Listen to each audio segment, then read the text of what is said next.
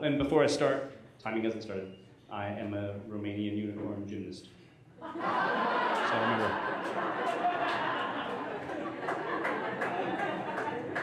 So when I was in my late 20s, which was a long time ago, I was in graduate school getting my master's in education and certification to teach high school English.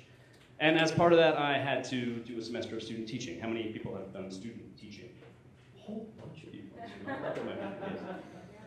So my first couple of weeks of student teaching, I just sat and observed and learned kids' names. But eventually I had to take over the classroom. And the day before I did, the teacher, the supervising teacher, assigned the class a paper and a speech. And so on my first day taking over the class, I had to go around the room and find out the topics for these papers and speeches. So I found out that this girl over here was going to write a paper on how to make a peanut butter and jelly sandwich. And she was also going to demonstrate how to make a peanut butter and jelly sandwich. And this gentleman over here was going to do a paper on how to take a shower properly and somehow demonstrate that in the classroom. So I went around the room, 35 kids, and I got to the 30th kid in the back corner, Eryc Valdez. And Eryc hadn't been in the class very much. And I said, Eryc, what's the topic for your paper? And he said, I don't do papers. I said, okay, well, you know, there's also a speech component, Eryc. What's the topic for your speech? And he said, I don't do speeches. I said, okay, well, that's interesting, Eryc. I'm just curious if I can ask, what do you do? And he said, I do worksheets.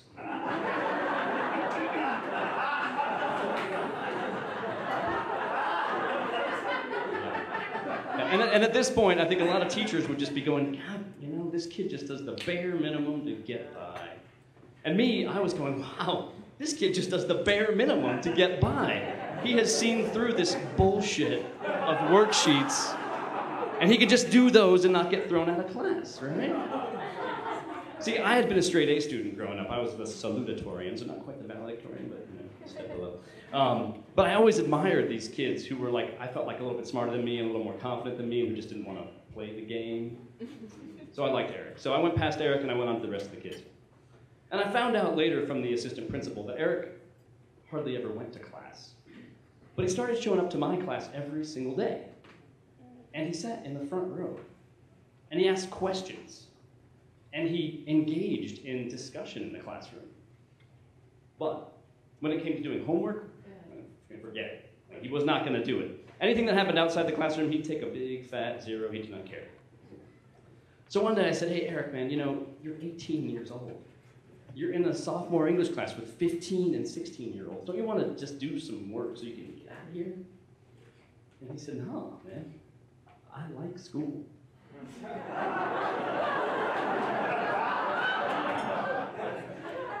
He said, school is easy. So I tried to find out a little bit more about Eryc. It turned out Eryc liked to write raps. And this does not become like a Dangerous Minds, Michelle Pfeiffer kind of story at this point, because his rhymes were freaking awful.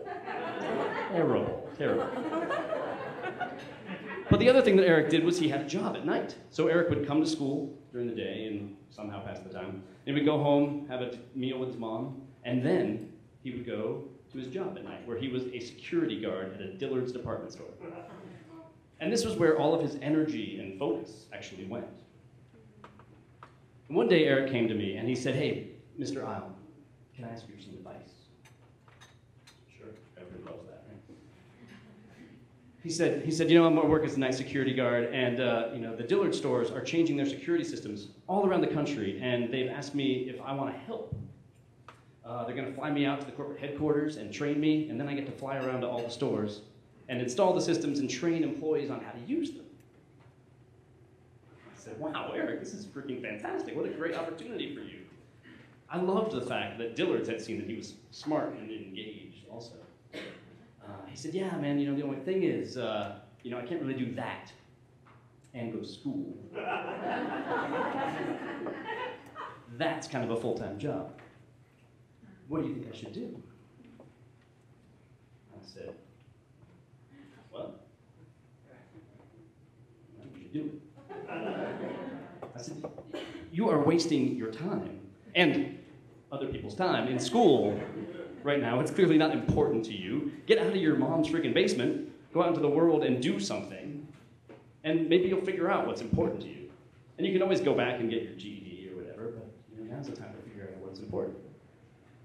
So I went and told my supervising teacher this about this conversation, and she said, wow, Eryc is really hard to reach. It's so cool that he trusted you, and it sounds like you probably gave him the best advice, but do me a favor. Don't tell anyone that you advised a student to drop out of school.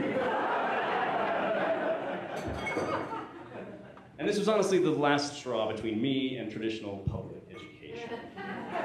See, I had seen a bunch of kids like Eryc, kids who were smart and interesting and engaged, and the system wasn't serving them at all.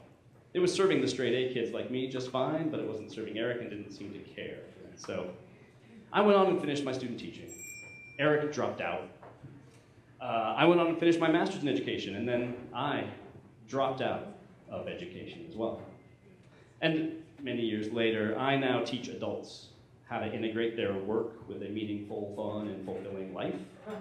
And sometimes in that process, they decide that they need to quit their jobs in order to follow their dreams. That sometimes is necessary. Because sometimes in order to find out what's really important, you have to drop out. Thanks.